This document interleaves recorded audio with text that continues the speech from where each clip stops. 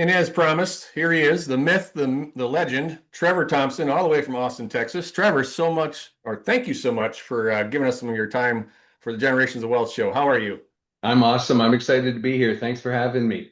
Of course, of course. I know enough about you to know this is going to be a great show, but why don't you tell the audience a little bit about yourself, and we'll dive in after that.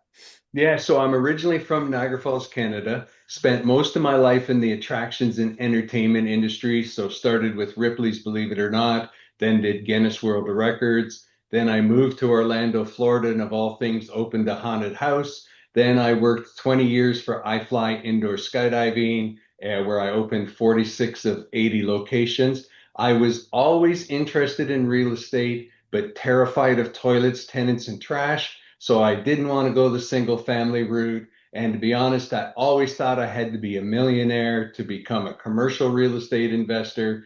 Got a pretty decent payday, did some research and found out I don't have to be. Through this amazing thing called syndications, I can invest and be a fractional owner on a pretty serious size commercial real estate deal. Well, definitely we're going to dive into a lot of that, but for my own benefit and the audience's listening pleasure, tell me a little bit about the indoor skydiving.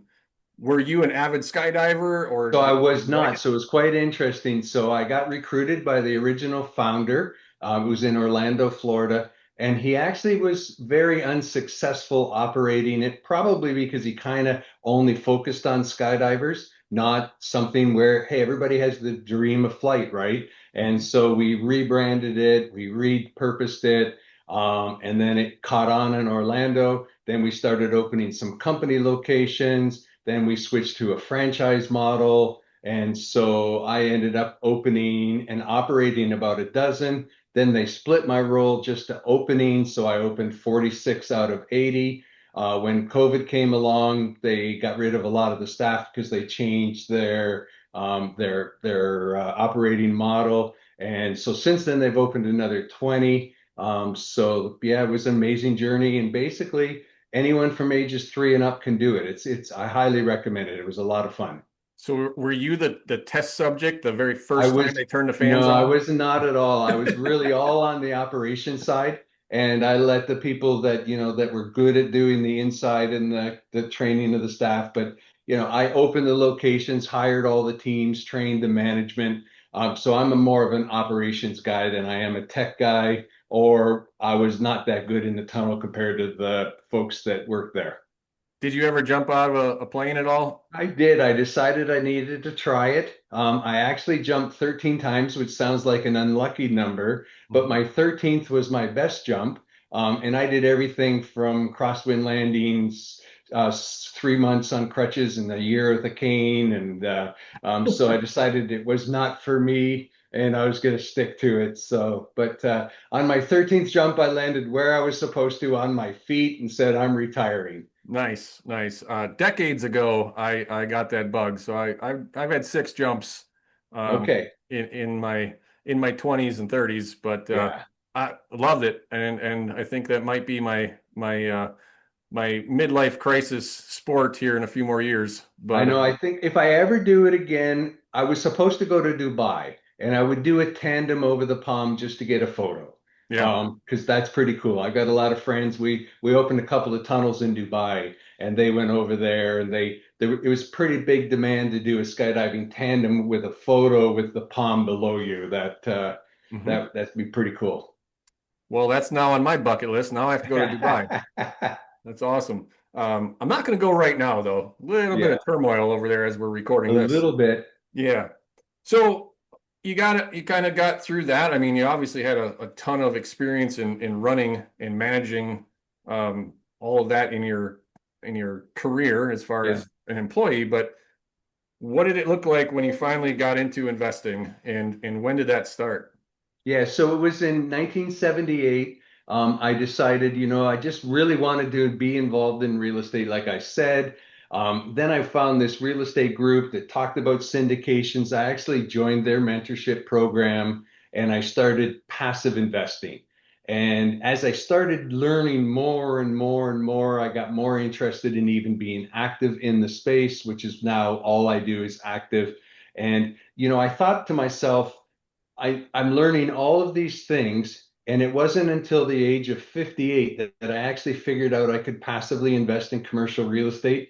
So I set a big mission for myself to tell 1,000 people, then read Mr. Cardone's 10X and bumped that to 10,000. And then my original real estate group and Massive Capital merged together about a year and a half ago. And the founder of that group, which is the largest RIA in Central Texas, about 5,000 members, said your goal's too low. We're switching Trevor's goal to 100,000. So it's a lot of people, but my message is you need to understand it. You need to be able to make a way to make money while you sleep, or you're going to work till you die. So Absolutely. I may have heard you incorrectly. I thought you said 1978 is when you got started.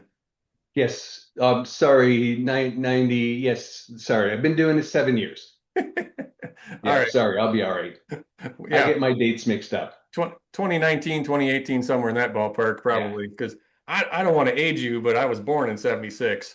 So, Yeah. I was like 78. I know Yeah, how many no, years ago that I'm was. totally wrong. It's 1978. Yeah, I'll be all Well, right. and my audience knows we don't edit things out. So I just wanted to verify that. Um, So I've been involved in some syndications.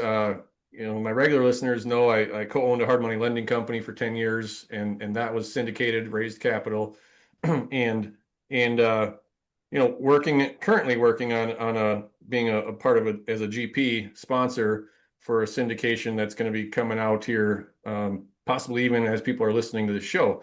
Awesome. But let's talk about the differences between limited partner and general partner, if you would please. Yeah, so definitely. So I started out as a limited partner. So I've been just a passive. I've been a passive investor in 20 syndications. And next week we're actually closing on my 19th as a GP. So I've been pretty busy since I started doing it. And the main premise of what it is, so a syndication is where a group of experienced investors, so I'm with an experienced group, we will buy a piece of commercial real estate. And so let's say we're going to buy a $10 million property, and we're going to be able to probably get a $7 million loan, 70% loan to value. So we need at least $3 million more. So we will raise that from the limited partners, the passive investors in the deal. So you think of it this way, the experienced people find a property, put it under contract, and need to use other people's money, right? All real estate is based on leverage and other people's money. That's how real estate world works. It's quite simplistic, but really that's how it works. And this is the beauty of how it works, though, if you think about this. So again, if your listeners haven't read Rich Dad Poor Dad, they need to understand the power of leverage. So leverage makes real estate work. And then so you can buy a $10 million property with a $7 million loan, get $3 million of passive investors. And here's the beauty. So $10 million property with a 70% loan, but the people that put the $3 million in will actually own 70% of that property. And that's mind blowing. When Wow. I finally figured it out, when somebody explained it that simplistic to me, I went, hold on a minute. You're going to buy a $10 million property. You're going to get the loan. You're going to manage everything. You're going to let me put my money in, and us as a group are going to own 70% of the asset.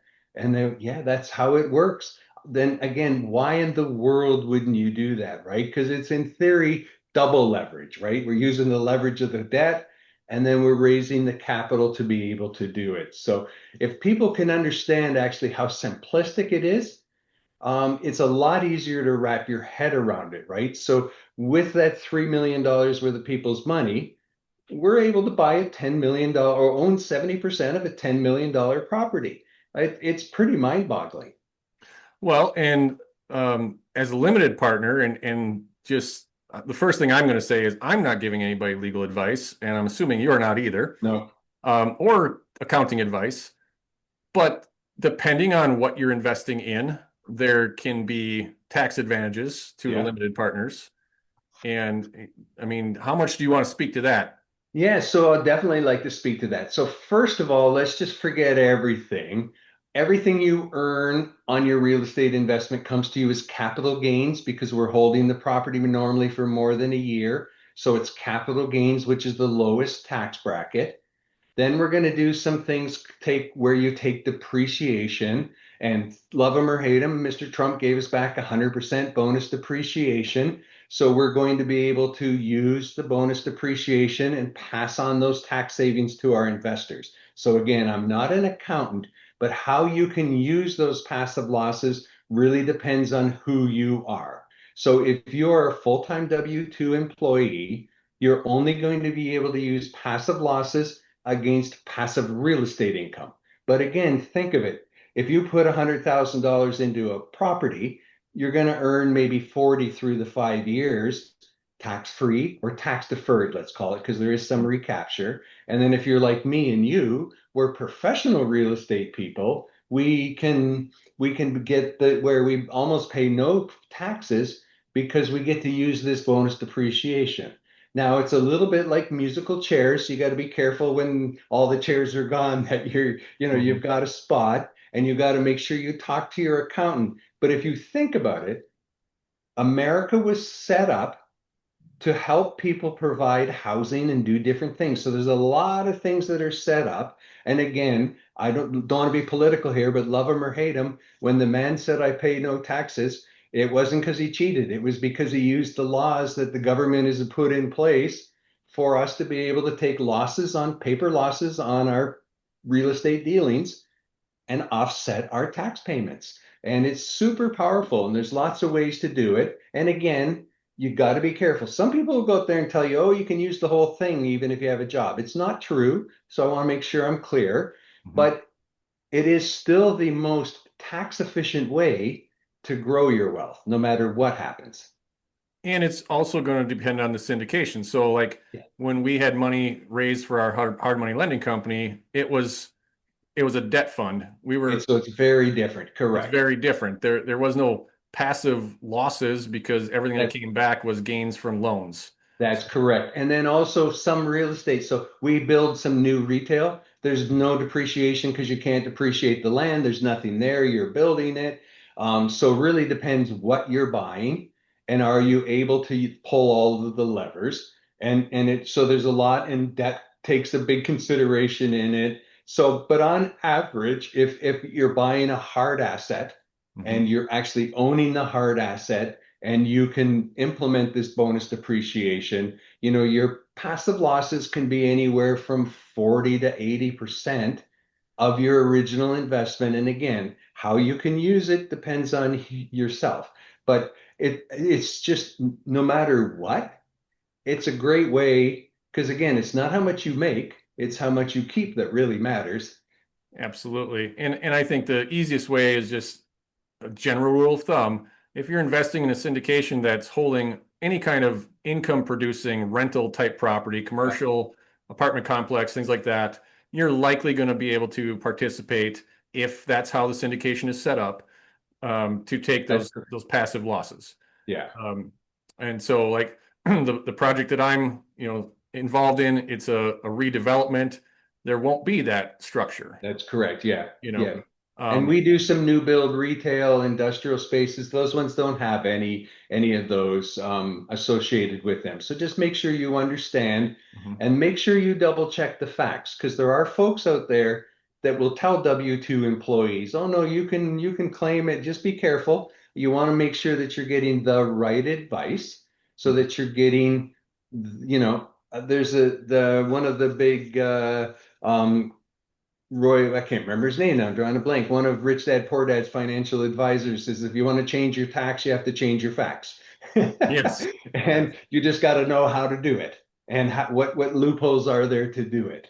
Yep. And a buddy of mine used to say, never let the truth get in the way of a good story. Yeah, So you got to make sure that you got the truth yeah, for your situation.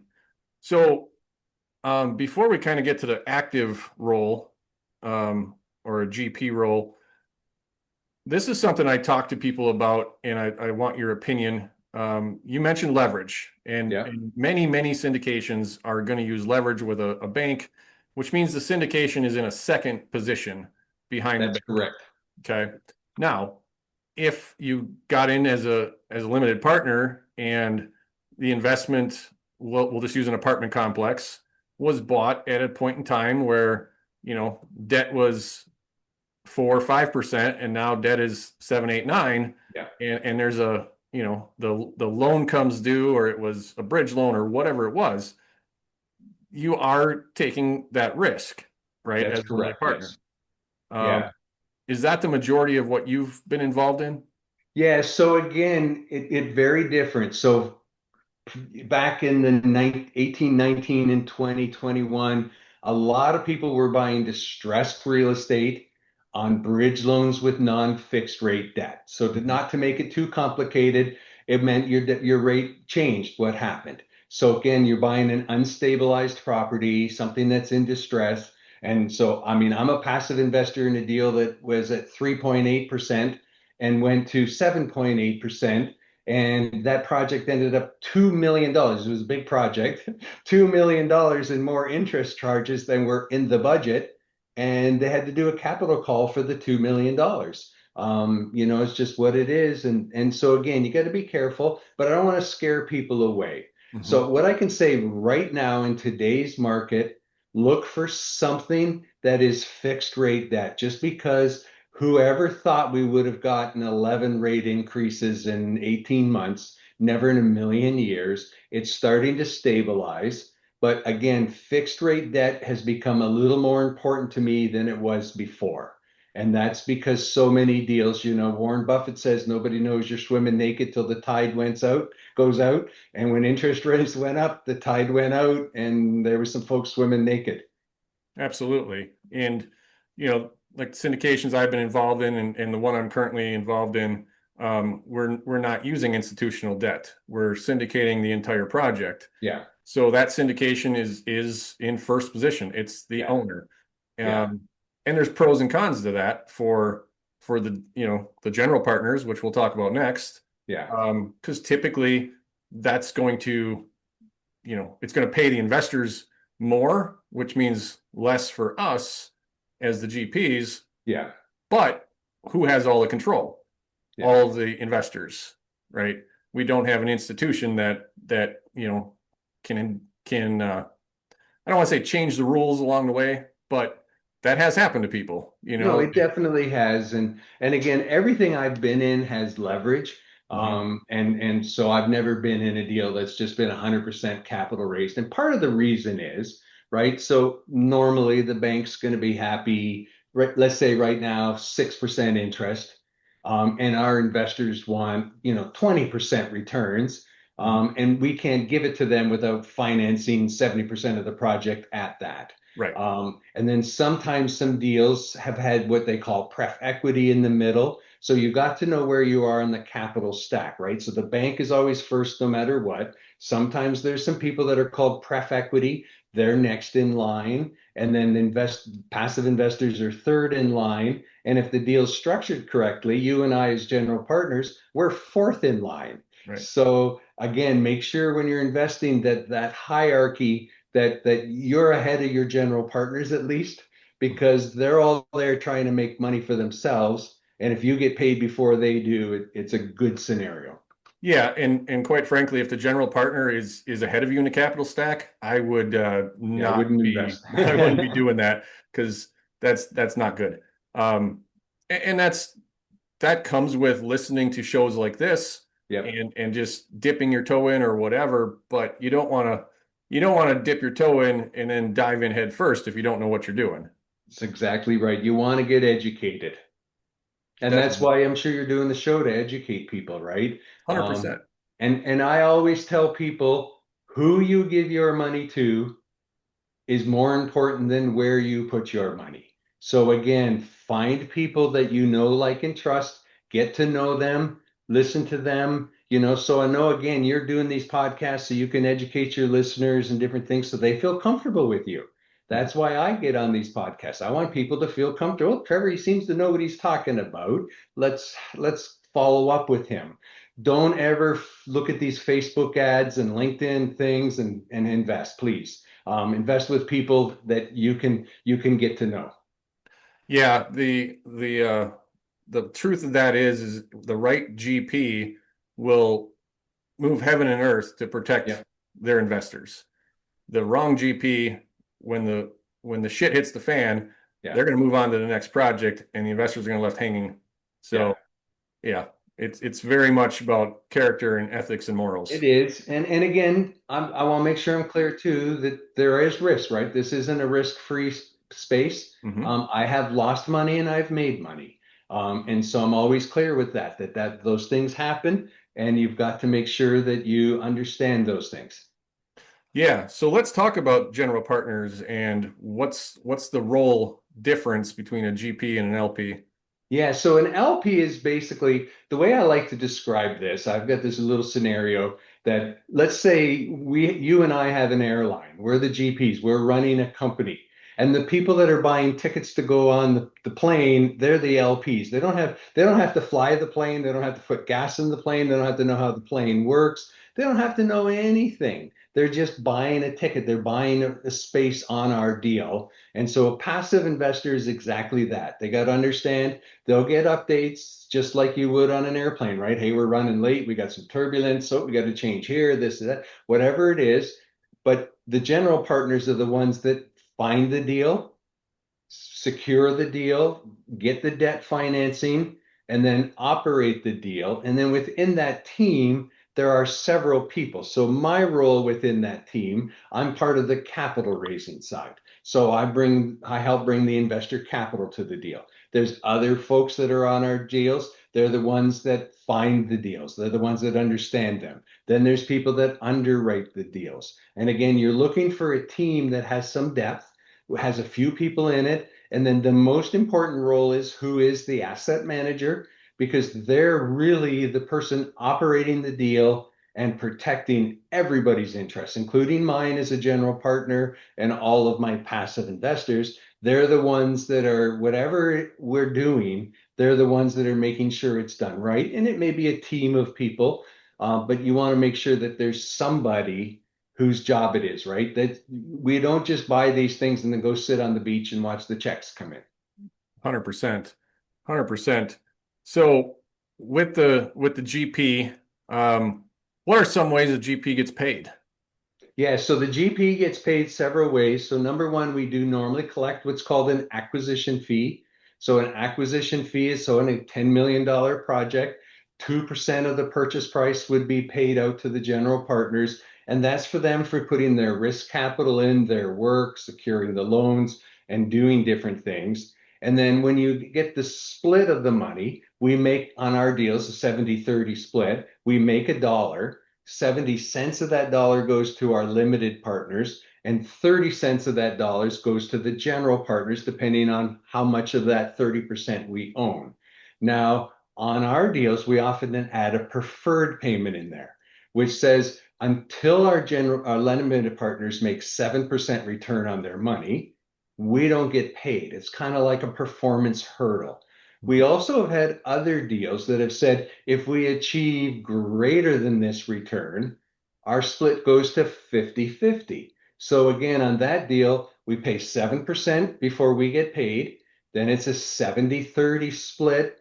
But if we hit a performance mechanism, it's a 50-50 split. So again, passive investor thinks, well, you're greedy, but think of this. You get paid first, you get paid well, and we both get paid well if I do well. Right. That's the way I like to look at it. So we have a couple of deals that are structured that way. And again, deals are all structured different. Just make sure you understand the structure and who gets paid when, in the whole, they call it the capital stack, right? So their bank or their preferred people, who gets paid when? Because sometimes even passive investors are on different stacks. Right. And I would say the example might be if you're in a 5-year planned syndication deal, there may be a time at 2 years where they can Yeah, pay back some of the principal, perhaps. And then, you may not get the that's split correct. Yeah, until the project's 100% complete, but you've got your that's correct. investment Yeah. back or part of your investment back to go do something else with it. Yeah. Yeah. Right. And you just really need to understand it and ask questions till you're clear. Absolutely. Absolutely. Well, I guess at this point, Trevor, the only thing we haven't really discussed is the types of offerings in regards to if you're accredited or not accredited. So Yeah. Would you run through that? Yes, so we actually run both types of syndications. So a 506B syndication is available to accredited and non-accredited investor. So an accredited investor has a net worth of $1 million, excluding your home, or an individual income of 200, or a family income of 300. That makes you an accredited investor. But if we know each other and you're not an accredited investor, you can invest while it's a 506B. And I'm going to describe the 506B to make it simple, the buddy system.